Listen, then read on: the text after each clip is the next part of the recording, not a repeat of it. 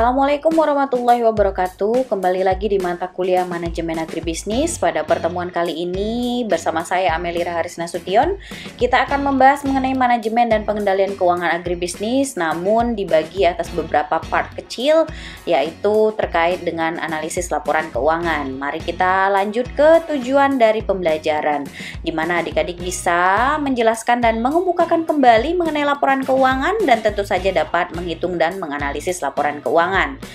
Nah, ini adalah pemahaman atas laporan keuangan. Jadi tujuan tinjauan umumnya adalah keuangan itu memperhatikan dua hal. Yang pertama, penilaian dan pengambilan keputusan, di mana ada yang namanya akuntansi keuangan, diisinya adalah laporan keuangan, neraca rugi laba, laporan arus kas, di mana perbedaannya adalah akuntansi memiliki wawasan histori, manajemen keuangan fokus pada pembuatan keputusan. 3 bidang keuangan. Yang pertama, keuangan perusahaan atau corporate finance, yaitu bidang keuangan yang berhubungan dengan operasi suatu perusahaan dari sudut pandang perusahaan tersebut. Ada dua bagian, yang pertama sisi aktiva, kemudian itu terkait dengan keputusan investasi, kemudian ada yang pasiva, terkait dengan keputusan pendanaan. Ini pernah adik-adik pelajari ketika adik-adik di mata kuliah akuntansi. Kemudian ada investasi, yaitu bidang keuangan yang juga berhubungan dengan keputusan pendanaan perusahaan dilihat dari sudut pandang pemberi modal atau investor. Kemudian ada pasar keuangan dan perantara, itu adalah perbankan, di mana bidang keuangan yang juga berhubungan dengan pendanaan perusahaan dilihat dari sudut pandang pihak ketiga. Nah, perantaranya ini adalah si bank tersebut. Dan pemahaman atas laporan keuangan, jadi ada laba. Laba itu merupakan pusat perhatian pada setiap bisnis, namun hal itu dipengaruhi oleh banyak faktor yang semuanya tercermin dari laporan keuangan.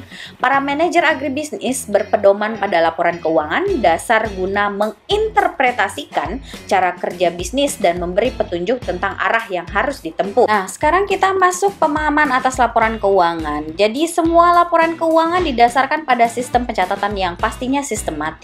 Jadi transaksi harian diiktisarkan dalam bentuk neraca. Adik-adik pasti sudah belajar di akuntansi. Ini menunjukkan apa yang dimiliki bisnis, apa yang terhutang, dan penanaman modal apa yang dilakukan pemilik dalam bisnis. Kemudian menunjukkan sumber-sumber dan keadaan keuangan bisnis pada waktu tertentu. Di dalamnya juga ada yang namanya perhitungan laba rugi.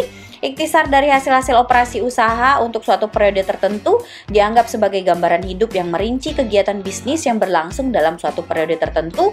Ada juga yang namanya laporan keuangan lainnya untuk pemilik dan manajer dan organisasi lainnya. Nah, sekarang kita masuk ke pemahaman atas laporan keuangan. Para manajer agribisnis harus terbiasa dengan seluk-beluk laporan-laporan keuangan karena sangat berkaitan dengan keputusan-keputusan manajemen. Di mana analisis atas laporan keuangan tersebut berisi tentang ini. Laporan keuangan menyajikan banyak informasi yang berharga untuk berbagai manusia dan organisasi yang berkepentingan dalam mengevaluasi agribisnis, di mana para pemilik, manajer, pemberi pinjaman, dan badan pemerintah semuanya mengamati laporan keuangan dari perspektif yang berbeda, termasuk jika adik-adik nantinya menjadi seorang manajer. Dan analisis atas laporan keuangan itu sering menjadi bahan banding antara periode terhadap anggaran atau terhadap perusahaan yang serupa, di mana laporan keuangan juga menunjukkan rasio hubungan keuangan yang penting dalam bisnis. Rasio tersebut mengukur profitabilitas, likuiditas, solvensi atau kemampuan membayar hutang jangka panjang, dan tentu saja efisiensi. Dan salah satu yang digunakan adalah ROI. Ini pastinya sudah dibahas ini di akuntansi manajemen seharusnya ya. Ini terkait dengan return of investment yang menunjukkan hubungan antara penjualan dan beban dengan aktiva, di mana ROI merupakan tolak ukur fundamental terhadap laba.